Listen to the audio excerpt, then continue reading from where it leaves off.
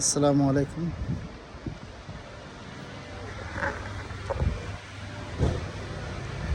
আশা করি সবাই ভালো আছেন।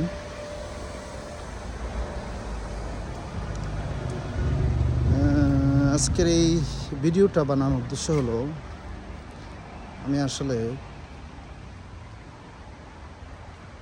খুব বাংলাদেশের এখন যেভাবে সময়টা যাচ্ছে, বাংলাদেশের রাজনৈতিক পরিস্থিতি এবং মানুষের ভিতরের যে পরিস্থিতি যাচ্ছে সেটা নিয়ে একটু উদ্বিগ্ন হয়ে আমার কিছু কথা আপনাদেরকে বলার জন্য, আপনাদের কাছে একটা রিকোয়েস্ট রাখার জন্য মূলত ভিডিওটা করা। বিষয়টা হলো 15-16 বছর ধরে একটা স্বৈরাচার শাসন যেভাবে আমাদের উপর জেগে বসেছিল। আসলে এক সময় সবাই হাল ছেড়ে দিয়েছে, না হাসিনার মতো দানবকে আর সরানো সম্ভব না। কারণ আপনি চিন্তা করে দেখেন, মানে একেবারে সমাজের রন্ধ্রে রন্ধ্রে আপনি কি শিক্ষার দিক দিয়ে দেখবেন, কি প্রশাসন, কি পুলিশ প্রশাসন, কি সেনাবাহিনী, কি বিচার বিভাগ, ইভেন একেবারে আপনার ইউনিয়ন পর্যায়ে, একেবারে গ্রাম পর্যায়ে যেভাবে একটা সেট আপ বিগত সরকার করে ফেলেছিল তার নিজের, সেখান থেকে বের হয়ে মানে আলাদা যে একটা কিছু করবে, একটা কিছু করতে পারবে, আমি আসলে অবাক। সে যেখানে যাকে আসলে সরানোর কোনো সম্ভাবনাই দেখতেছিল না, প্রায় রাজনৈতিক দলগুলি একেবারে মানে এক প্রকার টায়ার্ড হয়ে গেছিল আন্দোলন করতে করতে। এক পর্যায়ে একেবারে মানে হাল ছাড়ে দেওয়ার অবস্থা। সেই সময় আল্লাহ একটা বিপ্লব, একটা গণ অভ্যুত্থান সংগঠন করে দিয়েছে, সেটাও আবার কচি ছোট ছোট ছাত্র ভাইদের হাত ধরে। সেই বিপ্লবটা হতে কিন্তু আপনারা সবাই সাক্ষী দেখেছেন, বিনা রক্তপাতে, বিনা কষ্টে এই বিপ্লব আসেনি। ছাত্রদেরকে দেশের মানুষ সবাই বিশ্বাস করেছে, তাদের কথায় উদ্বুদ্ধ হয়েছে। তাদের যখন রক্ত ঝরা দেখেছে, দেশের মানুষ বলছে ছাত্রদেরকে যখন এভাবে রাস্তায় রক্ত দিতে হচ্ছে, তো আমরা কেন বসে থাকবো? তখন সাধারণ মানুষও তাদের সাথে ঐক্যবদ্ধ হয়েছে। ওখানে সব ধরনের রাজনৈতিক মতবাদ, সব শ্রেণীর মানুষ ঐক্যবদ্ধ হয়ে সেই কাজে ঝাঁপিয়ে পড়েছিল। এখন এই যে জাতির একটা ঐক্য,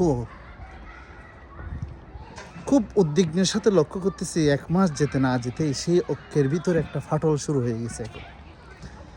আমার প্রশ্ন হলো, আমি আপনাদেরকে ঐক্য আর এগুলোর এই বয়ান দেওয়ার জন্য আমি কথা বলতেছি না। আমার উদ্দেশ্য অন্য জায়গায়। আমি যেই কথাটা বলতেছি সেটা হচ্ছে, আমরা যে 16 বছরের নির্যাতন নিষ্পেষণ সহ্য করে হাসিনাকে পরাজিত করার জন্য যে একটা ঐক্য আমরা তৈরি করেছি, সেই ঐক্যটা কিন্তু ফাটল হওয়ার পথে অলরেডি শুরু হয়ে গেছে। আমার উদ্দেশ্য সেই জায়গায়। সেটা কেন হচ্ছে দেখেন, আমাদের দেশের সবচেয়ে বড় সমস্যা, আমাদের দেশের মানুষ খারাপ এই কারণে না। আমাদের দেশের মানুষ কিন্তু অনেক ভালো। কেন আমি বলতেছি সেটা, আমাদের দেশের মানুষ খুবই ভালো। আসলে যেই দেশে কোনো প্রশাসন ছিল না 2-3 দিন, কেউ নাই, রাষ্ট্র চালানোর কিছুই নাই, কোনো কন্ট্রোল নাই, কোনো প্রশাসন নাই, কোনো পুলিশ নাই, কিন্তু রাষ্ট্র কিন্তু তেমন কোনো ক্ষতি বা তেমন কোনো বড় কিছু হয় নাই। যেগুলো হয়েছে এগুলো আসলে ওই পরিস্থিতিতে এগুলো খুব স্বাভাবিক বিষয়, যেগুলো সংগঠিত হয়েছে মানে ওই সময়ে এই ডাকাত আসা, এই অমুক, এগুলো কিন্তু খুব স্বাভাবিক একটা বিষয়। আমরা যাদেরকে ধরেন, এই যে আমি এখন যেখানে আছি ইউকেতে, এখন লন্ডনে আছি, লন্ডনে যদি এরকম 1 ঘন্টা বিদ্যুৎ না থাকে, ধরেন 1 ঘন্টা পুলিশ নাই, 1 ঘন্টা মানুষ অপরাধ করার জন্য একেবারে সব সুযোগ পেয়ে গেছে, তখন কিন্তু কি হবে কল্পনাও করতে পারেন না কি হতে পারে এই দেশে। 1 ঘন্টা না, 5 মিনিট যদি এরকম প্রশাসন না থাকে, একটা 999-এ ফোন করার সাথে সাথে যেখানে পুলিশ চলে আসে, এরপরেও কিন্তু এখানে অপরাধ হচ্ছে। সেই জায়গায় আমাদের দেশের মানুষ কিন্তু অনেক ভালো। সেই হিসাবে আমাদের দেশে তেমন কিছু ঘটে নাই, যেখানে অনেক কিছু ঘটার কথা ছিল, তারপর আল্লাহ আমাদেরকে রক্ষা করে দিয়েছে, আমাদেরকে আল্লাহ হেফাজত করেছে। এখন আসেন, এই যে ঐক্যর ভিতরে ফাটলটা কেন হচ্ছে সেটা একটু আমরা দেখি। দেখেন, হাসিনার A plan, B plan, C plan. A plan ব্যর্থ হয়েছে ছাত্রদের ছাত্র জনতার আন্দোলনের কাছে। বি প্ল্যান ব্যর্থ হয়েছে। বি প্ল্যানটা কী ছিল? বিভিন্ন গ্রুপ, যেমন ধরেন সংখ্যালঘু নাম দিয়ে, যেমন আপনার নার্সের আনসার বাহিনীর একটা ঘটনা, তাদের একটা বিদ্রোহ বা তাদের প্রতিবাদ, এই যে একটা ঘটনা, ওই রকম একটা বিষয় দিয়ে একটা কিছু ঘটানো, মানে এই বি প্ল্যানটাও ব্যর্থ হয়েছে। হ্যাঁ, এখন সি প্ল্যান চলতেছে। এটা আপনারা বিশ্বাস করেন বা না করেন, প্ল্যান সি এখন চলতেছে। কিন্তু সেটা কি জানেন? প্ল্যান সিটা হলো বিপ্লব যারা সংগঠন করেছে, দেশের মানুষ যে ঐক্যবদ্ধ হয়েছে, ঐক্যের ভিতরে একটা ফাটল তৈরি করা। কারণ আমরা ভুলে গেলে চলবে না, তাদের যে সেট আপ, এটা কিন্তু হাসিনা চলে গেছে, হাসিনার মন্ত্রী এবং স্বৈর শাসনের মন্ত্রী এমপিরা চলে গেছে, কিন্তু আপনি কি সমাজের একেবারে গ্রাম পর্যায় থেকে একেবারে উচ্চ পর্যায়ের সবাই কি চলে গেছে? সবাই তো যায় নাই, সবাই তো যার যার জায়গায় ঠিকই আছে। এই যে সবাই আছে, এখন আপনারা যদি মনে করেন ঢেকুর তুলেন যে হাসিনা চলে গেছে, এখন আমরা আমাদের মতো করে আমরা আমাদের সব করতে পারবো না, সম্ভব না। প্ল্যান সি চলতেছে এখন আপনাদের ভিতরে ফাটল তৈরি করার জন্য। আমি মনে করি ইসলামী শক্তি এবং জাতীয়তাবাদী শক্তি এর ভিতরে খুব একটা পার্থক্য নেই। সবাই ইসলামী শক্তিতে যারা বিশ্বাসী, জাতীয়তাবাদের শক্তিতে তারা ইসলামে বিশ্বাসী করে, তাদের ভিতরে তেমন কোনো পার্থক্য নেই। কিন্তু এই যে আপনার জামাত এবং বিএনপি এবং অন্যান্য যারা ইসলামী আপনার যারা বিপ্লব সমর্থন করেছে, হাসিনার বিরুদ্ধে দিন লড়াই করেছে, তাদের ভিতরে একটা ফাটল ধরানোর একটা বড় ধরনের প্ল্যান, এটা এটা এটা এই কাজটা চলমান, এবং সেই কারণে কিন্তু এটার একটা ফলাফল আমরা দেখতে পাচ্ছি। এই কাজটা পরিকল্পিতভাবে কিন্তু এরা প্ল্যান সিতে, এখন প্ল্যান সিটা চলতেছে পরিকল্পিতভাবে, এবং সেটা কিন্তু এই আমাদের মিডিয়া, এই মিডিয়ার মাধ্যমে হচ্ছে। আপনি একটা জিনিস দেখেন, মিডিয়ার বিষয়টা কীভাবে বুঝবেন। গতকালকে প্রফেসর ইউনূসের সাথে আপনার এরা কি বলে ছাত্ররা দেখা করেছে। ওখানে ব্রাক ইউনিভার্সিটির একটা ছেলে, সে ধর্মীয় রাজনীতির নিষিদ্ধের বিষয়ে কথা বলেছে। অনেকে অনেক কথা বলেছে, অনেক ছাত্র অনেক কথা বলেছে, বিভিন্ন দাবি উত্থাপন করেছে। এটা স্বাভাবিক, যার যার দাবি সে উত্থাপন করতে পারে। কিন্তু আমাদের মিডিয়া কী কাজটা করলো? মিডিয়া কী করেছে? মিডিয়া বলে ছাত্ররা ধর্মীয় রাজনীতি নিষিদ্ধ আছে। এক ছেলে, ব্রাক ইউনিভার্সিটির এক ছেলে, সে ধর্মীয় রাজনীতি নিষিদ্ধের ব্যাপারে কথা বলেছিল, সেই বিষয়টা টেনে নিয়ে আসছে সমস্ত মিডিয়ায়। এই যে প্রথম আলো, এই যে ডেইলি স্টার, এই টাইপের যেগুলো ভারতীয় মিডিয়া যেগুলো আছে, এরা হলো এই বিষয়টা টেনে এনে কী বলছে যে ভাই ছাত্ররা এখন ধর্মীয় রাজনীতি নিষিদ্ধ চাই। কে রে ভাই? যদি বাংলাদেশে যে যার মতাদর্শ অনুযায়ী রাজনীতি করতে পারে ভাই, ধর্মীয় রাজনীতি নিষিদ্ধ করার জন্য এত আপনাদের গা চুলকানি কেন ভাই? যারা ধর্মীয় রাজনীতি করে এবং যারা ধর্মনীয় রাজনীতি করে, দুইটা কি সেম? যদি কেউ কার্ল মার্কসের রাজনীতি করতে পারে, যদি কেউ ন্যাশনালিস্টের রাজনীতি করতে পারে, যারা ধর্মীয় বিষয় নিয়ে রাজনীতি করবে, তাদেরকে জনগণের উপর ছেড়ে দেন। আপনি কে ভাই? এবং সেটা মিডিয়া কিন্তু পরিকল্পিতভাবে এই জিনিসগুলো মিডিয়া বেশি করে ফলো করতেছে, এগুলো বেশি করে প্রচার করছে মানুষকে দেখানোর জন্য। ওই লুফে ধরেন এখন আওয়ামী মিডিয়া যেগুলো, এখন তো ওরা অবাধ সুযোগ পেয়ে গেছে না। আগে তো ওরা একতরফাভাবে আওয়ামী লীগের পক্ষে লিখতে, এখন তো সেটা লিখতে পারতেছে না।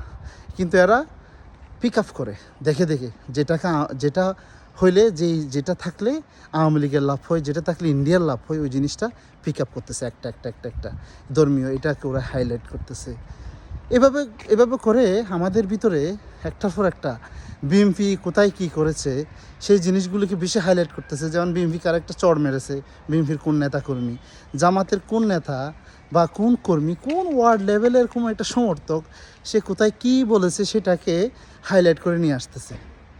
অথচ আওয়ামী লীগের 15 বছরের কত অত্যাচার নির্যাতন এরকম বিষয়ে তাদের কোনো ইনভেস্টিগেশন রিপোর্ট নেই, কোনো কোনো প্রচার নেই। এই জিনিসগুলো যদি আওয়ামী লীগ পেত, কী করতো? ধরেন এই 1000-এর উপরে ছাত্র, এগুলা ধরেন বিএনপি অথবা জামাত কেউ করেছে, এরকম যদি হইতো, কি হইতো বাংলাদেশে চিন্তা করতে পারেন? এই কারণে আমার আহ্বান হলো, প্ল্যান সিতে আপনারা পা দিবেন না। আমার কথা তো আর আমি তো আর উচ্চ পর্যায়ের কেউ শুনুক এই বিষয়ে ওই উদ্দেশ্য নিয়ে আমি কথাগুলো বলতেছি না। আমি বলতেছি আমার যারা শুভাকাঙ্ক্ষী বা আমার যারা বন্ধুবান্ধব, আমার গ্রাম, আমার এরিয়া, আমাদের এলাকার যারা লোকজন আছে, যারা বিএমপি করে, যারা জামাত করে, কুসাকুসি করবেন না ভাই। আপনাদেরকে বলতেছি আমি, কুসাকুসি করবেন না। একজনে ফেসবুকে একটা জিনিস দিল, আপনি এটাতে কুসাইতে যান না। এইটাতে কুসাই আপনার লাভ কী ভাই? সম্পর্ক নষ্ট করে তো আপনার কোনো লাভ নাই। সম্পর্ক ভালো রাখতে হবে। আপনি কুচাবেন না, কোচাকুচি করবেন না। দেশটা একটা জায়গায় আসুক, দেশকে বিপ্লবটাকে ধরে রাখেন। দেশটা একটা যে সংস্কার সেটা ঠিকমতো ঠিকমতো একটা জায়গায় আসুক। সবাই এখন ঐক্যবদ্ধভাবে এই জিনিসটাকে আমাকে ধরে রাখতে হবে। কারণ যেখানে দেশ থাকবে না, যেখানে দেশের সংস্কার হবে না, যেখানে আর একটা স্বৈরাচার বা ধরেন সেম আওয়ামী লীগ আসলো, তখন আপনি আমি এই কুচাকুচি করে কী লাভ হবে ভাই? কুচাকুচি বন্ধ করেন প্লিজ। এই যে একজনে দেখলাম ওয়াহিদুজ্জামান একজন ভালোই একজন শিক্ষক এবং খুব জ্ঞানী মানুষ এবং আওয়ামী লীগের বিএনপির বড় একজন নেতৃত্বের মানুষ।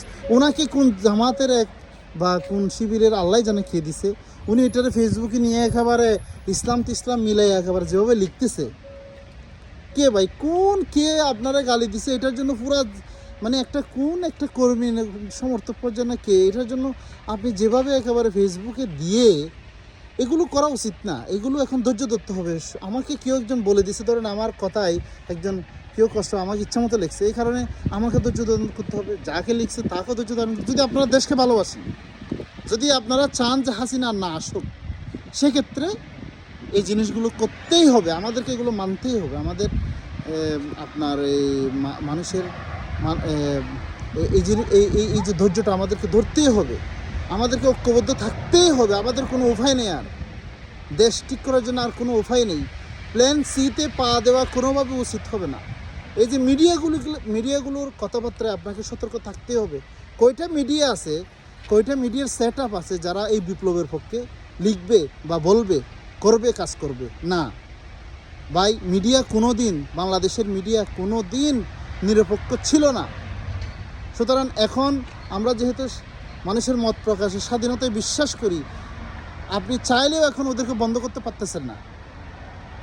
তাহলে ওদের কথা বিশ্বাস করা যাবে না, ওদের ফাঁদে পা দেওয়া যাবে না। ওরা যদি বিপ্লবের একদম বিরুদ্ধে যায়, সেক্ষেত্রে আইনকানুক ব্যবস্থা নিতে হবে। যারা আছে সংশ্লিষ্ট তাদেরকে অনুরোধ করব আইনানুক ব্যবস্থা নেওয়ার জন্য। কিন্তু কোনোভাবেই ভুল পথে পা দিয়ে একে অপরের সাথে আপনার ঠেসাঠেসি, কোসাকুসি এগুলো কোনোভাবেই উচিত না। প্লিজ এগুলো বন্ধ করেন। শিবির, জামাত, বিএনপির আমাদের প্রিয় ভাই, আপনাদের সবাইকে বলতেছি, প্লিজ কুসাকুসি বন্ধ করেন। অ্যাটলিস্ট আমার ইউনিয়ন, আমার জেলার যারা আছেন, কুসাকুসিটা বন্ধ করেন। এইটা বন্ধ করলে একে অপরকে ভালোবাসেন।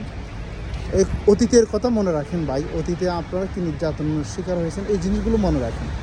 এটা মনে থাকলে না, তখন দেখবেন যে আপনার সব সহজ হয়ে যাবে, তখন ধৈর্য ধরা সহজ হবে ভাই। ভালো থাকবেন। আল্লাহ হাফেজ। আসসালামু আলাইকুম।